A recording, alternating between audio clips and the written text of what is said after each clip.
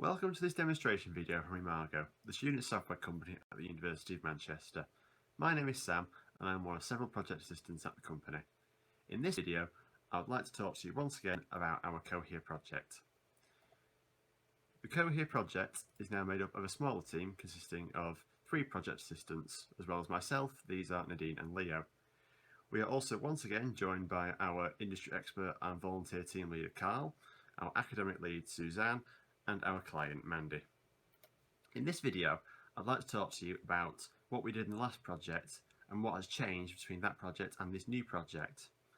I'd also like to show you how it all works now that we've made some changes to it, and once again I'd like to conclude by talking about what we need to do in the future.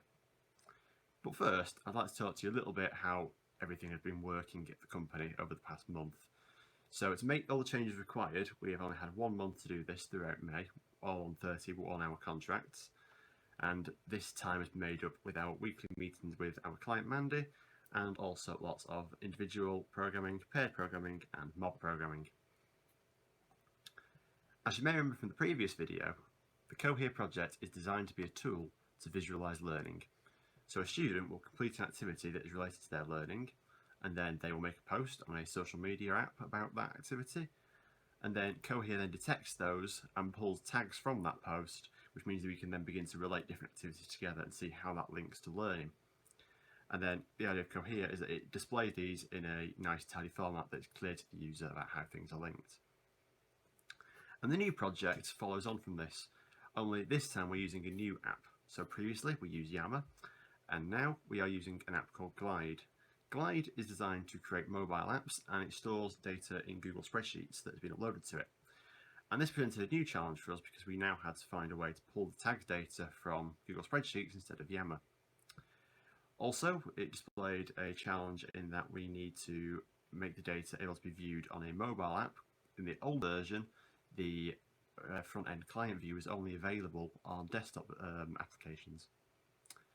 And also, we were hoping that we'll be able to embed our new mobile-friendly Cohere directly into this new Glide app. And I would now like to jump into it and show you how it all works. We begin the demonstration here on the home page for Cohere. As you may remember, we used to use the University Central Authentication Service for our login system for Cohere. However, Glide has its own internal authentication system, so we deemed this unnecessary for the Glide version of the application, and so have removed it. You will also notice that we have changed the styling of the Cohere website. So whereas we used to have a theme of grey and white, we have replaced this with purple and yellow. And I think you will agree that this looks like a big improvement. As you can see, we have our new logo, which did not appear in the previous version, and this also appears on the favourite icon up here. And then we have a nice little introduction, and the search box, which works as it did in the old version. We have also kept the list of popular and random tags, so if a user is new to the website, they know what they can look for. A big part of the new project was making this responsive and mobile friendly, so I could demonstrate here how the website will look on an iPhone 6, 7 or 8 Plus size, or I can also show how it would look on an iPad. As you can see, it is scaling well. Moving back to the desktop version for simplicity, I can now show you the one of the popular tags. I'm going to choose games. Now currently there is less data than we used to have in the Yammer version, so it does look a little more sparse, but you can see that the connections do exist still. So this post and this post contain games, but also are connected because they both contain the tag play. They may well also include other tags, and I can check by, if I click on one of these, you can see the tags list here, and this will be games or play. These are the only tags this one contains. And again, you can still see the body of the post as well. Much like the previous version, you can view by a user. So if I wanted to view all the other posts from this user and again see how they link together, I can use this View Users Post button down here. There used to be a button here for view on Yammer, but for obvious reasons that is no longer here because we no longer use Yammer. You will also notice that again with our new theme we have changed the way that things are displayed.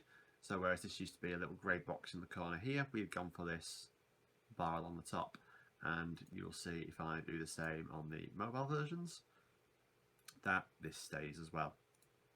Likewise, we have also changed the menu button to be in the corner here, and rather than being a hover as it used to be, we can now click and it will collapse into a full toolbar.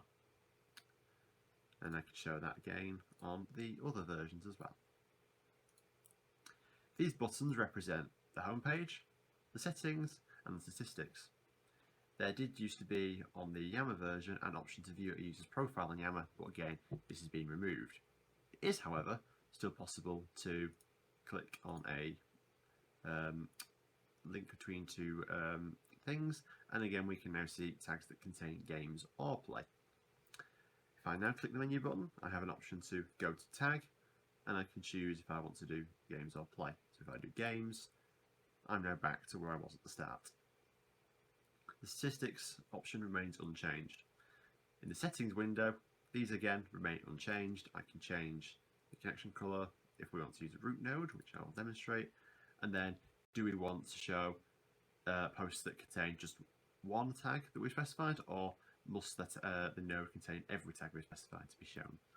And also for accessibility, we can change the size of the labels. If I then close this, the page will refresh, and you can now see that we have this root node as well. So everything here has games in it. This again also applies for the mobile versions as well. This here is the Cohere mobile app made in Glide. Currently we're looking at the Learning Moments view, which is the first page that people will see when they open the app. A learning moment is the name given to something that a student has uploaded because they feel it is relevant to their learning. So for example, we can see in this top left example here that we have 4 people on a beach, and the student that uploaded this feels that this is related somehow to their learning about communication. These are all displayed in this grid format here in the Moments tab. We have different tabs down here. For example, we can add a learning moment here, which will allow a user to upload something new to the app. What I would like to draw particular attention to is this Journeys button here, which is where we hoped that we'll be able to embed our Cohere app. However, as you can see, that is not the case. Unfortunately, due to some security policies, it is not currently possible to embed our website directly into this app. So instead, we have this Go button, which will take you directly to the Cohere website on your device of choice. This will open in your web browser and potentially will also embed the web browser directly into our app. So this is a somewhat seamless solution. The data from Cohere is stored in a Google spreadsheet, which I can show you here. This is a backup spreadsheet and some of the personal data has been removed from it. As you can see, the data is stored in a rather haphazard way, which made it somewhat challenging to parse when we were trying to display it. But as you can see, all the data is stored quite nicely here. This concludes the demonstration part of this video, but before concluding, I'd like to briefly talk about some of the future work that will be required to complete this project further. As you have seen, the data is stored externally in a Google spreadsheet, and currently there is no way to automatically pull the data from the spreadsheet as it updates. Currently we have to manually do this. It would be much better if this was done automatically, for example every hour. As you have seen, we are currently not able to embed our application into the Glide app itself, which is unfortunate as that was its intended purpose. However, with some changes on our end, it may be possible to do this with a little bit more work. And finally, we feel that our original choice of a database, which uses a graph structure, is not suitable for the way in which we use it, and it may be sensible to at some point change this over to a different, more practical database service. These are all things that I personally hope other teams will do in the future. This concludes the demonstration video. Thank you very much for watching. I hope you have found the video enjoyable and the project interesting. From all of us here at Imago, it's goodbye for now.